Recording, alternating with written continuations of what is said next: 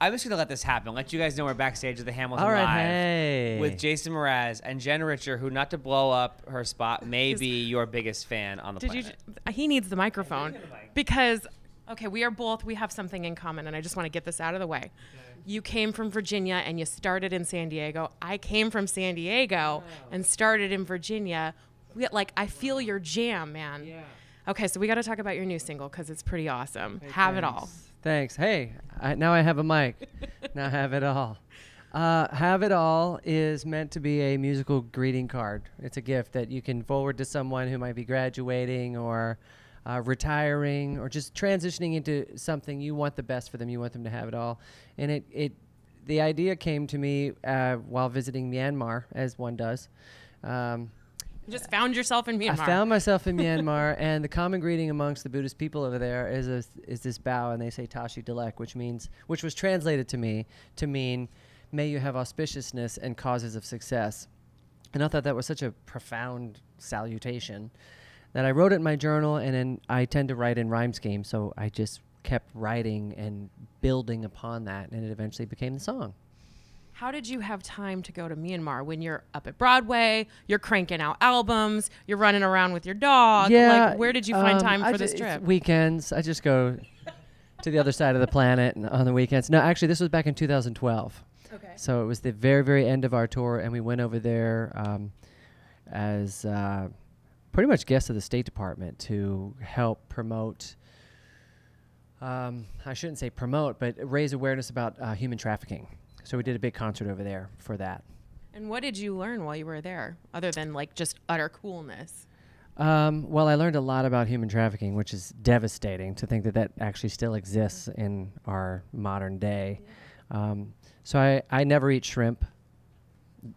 After that trip, I've not touched one since, because there's a lot of slavery in the shrimp industry. Believe it or not. Yeah, so I learned a lot about that. But I didn't mean to bum anybody out who loves Red Lobster. But it's something to think about when you sit down at the table. That's one of the things I learned while I was there. But it is a beautiful country. Southeast Asia in general is a really beautiful part of the world, but there is a lot of potential dangers. And I want to know, it must feel like you are just coming up the fast escalator because you just got off Broadway. Yes. Your show Waitress is opening right down the street today at the National Theater. Yeah. What did you learn while you were doing that every night? That really stoked my performing artist fire. Sorry about this, guys. I'm just going to hang with Jen over here. This has been 7 years in the making. You are her everything. So we're just like proud little parents over here, just watching it happen. You're doing a good job. Yeah, you're so great, Jen. Great. Keep it up, He's doing all the work. I'm just asking the questions. You're doing great. I loved Broadway. You are great. Yeah. I love doing the Broadway thing. It really stoked my performing artist fire because when I was doing that show, I didn't have to make a set list. I didn't have to pick up my clothes. I didn't have to think about what I was going to say to the crowd. I just got to be paid to be a performing artist, which I love doing. And so I actually became a songwriter because I wanted to be a performing artist. So I figured if I just write my own content, I'll have something to sing and perform. I didn't know I would be transformed by it and find success in it. I just thought it would be something to do until I found a job. And I finally found a job on Broadway. But luckily, I have a good... Said no one ever. I just fell into Broadway. I did. Yeah, luckily I fell into that. That was tons of fun. Tons of fun. And working with Sara Bareilles, I got to see you while you were up on stage with both of you, and it was sparks. So fun. Yeah? She's hilarious. Yeah? And so passionate and so giving that it was a delight to be in that show with her. Yeah. Yeah. Would you ever work with her again? I would. Yeah, I would. Any duets you working on with her? Since you're best friends with her and Colby Calais, and you just kind of bounce around. Nope, no duets. But I've run into Sara a lot recently, and it's something that we will definitely do again in the future. Some type of collaboration when it's right. Do you know? Thanks, Jason. With this venue, do you know Sara Bareilles performed for the first time ever live Brave right here on the stage? Oh, that's fantastic. Yeah. So you have that little connection. You can maybe Wow. mention it to her next. I mean, if you think of it. That's great. And it's not awkward.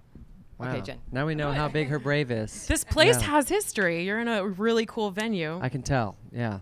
And this, you can tell just by this dressing room that it's pretty cool, right? This is an authentic right club dressing And room. it's not even that old. I mean, we were here when it kind of opened just a few years ago, and they've Oh, already, really? yeah, It's- the walls are already covered. Oh yeah, this seems like it's at least 30 years old. Are you gonna leave your mark on the wall?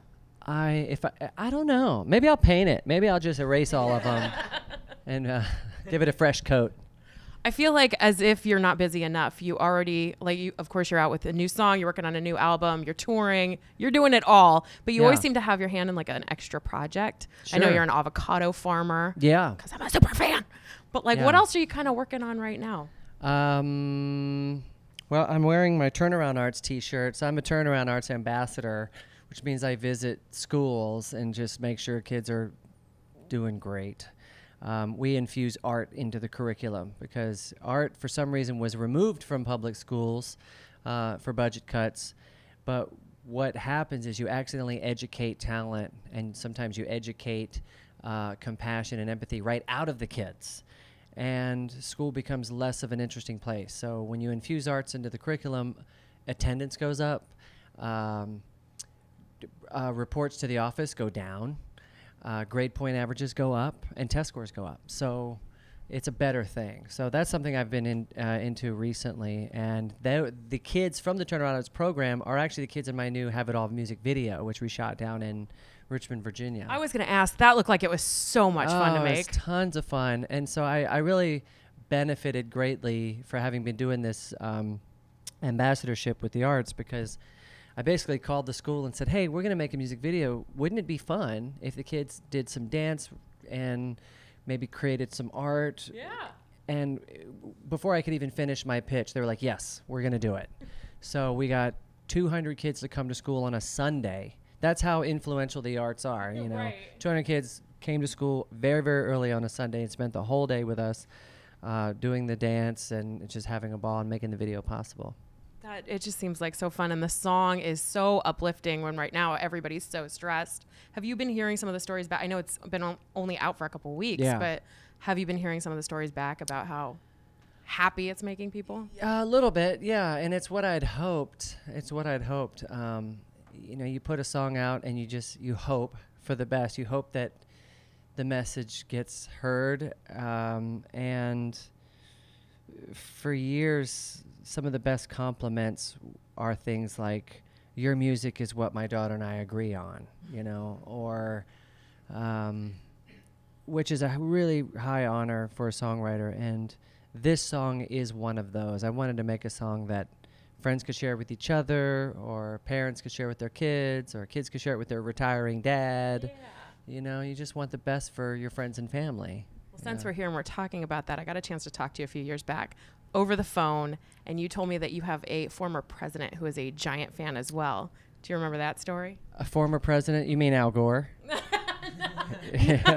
You said one of the presidents listens to you on his treadmill. Oh, the president who I referred to as Barack when I met him. I was like, "What's up, Barack?" No, you didn't. I did. Like And on a then, first name basis? yeah, and then it dawned on me, like, I probably should have been more formal, but I didn't. I wasn't. So, but then you have to remember, they're elected officials, right? They are civil servants, if they aren't they? Right. Right. So why can't we call our senators Tim and Nancy? Right? You're braver than me. You are way braver Bring them than me. down to our level. Remind them that they're one of us and they're not kings and queens, and we're supposed to worship them. See, every Right. time you're with Jason, there's a So life lesson in there. that was sort of my angle. I didn't mean to disrespect the president of the United States, but I did call him Barack. All right, and craziest fan story. Give me a wackadoo. A wackadoo. I think we. That's a huge honor if I get to be Yeah. crazy as Jason Mraz Yeah, fan. I don't have very many crazy fans. Everyone's pretty sane. I beg to differ. There is Yeah. a line outside right now Okay, of that's this. true. This was a very low-key performance that you're doing here, very intimate. Uh-huh. And there is a line of 200 people who I have been saw here since that. O Dark Sitting 100. in the sunshine out Yeah. there too. Yeah, That made T-shirts. She made Whoa. T-shirts of your face. that's great. You have to deal with. All right, so maybe we have some crazy fans. Maybe we have some crazy ones. Yeah. Well, we're so honored to have you here. We're Thanks. going to have such a fun afternoon. Awesome. with you performing. And I think you're going to make it through the area pretty soon doing one of your performances. Oh yeah. We'll Yep. be at Meriwether Post in Yeah. August. That's kind of close to the area. That's still our neighborhood. That's Okay, the backyard. Good. Well, So, I'll be yeah. here on August 10th. Well, final chance. You guys want to ask anything? I have a question. The new song is so upbeat and so uplifting. I heard that you had written some things that weren't so. Totally. Did you shred them, or are they going to be released like under a pseudonym someday, or are they just your personal collection? At the moment, my personal collection. There could be a distant future. I'm like, all right, you want sad songs? Here they are. You know, I probably won't tour those songs or promote those songs. But yeah, 2016 to 17 were very tumultuous years, and I wrote songs that reflected that, and that's why I didn't put music out those years. But the Broadway thing woke me up, gave me a little ray of hope and sunshine, and during that process, I gathered up my happier songs and finished writing happier songs, and now I'm back with those. But yeah, I write a lot of sad songs, actually. They say so much. Yeah. Yeah, it is, yeah. Well, Jason Mraz, All right. everybody, have it all.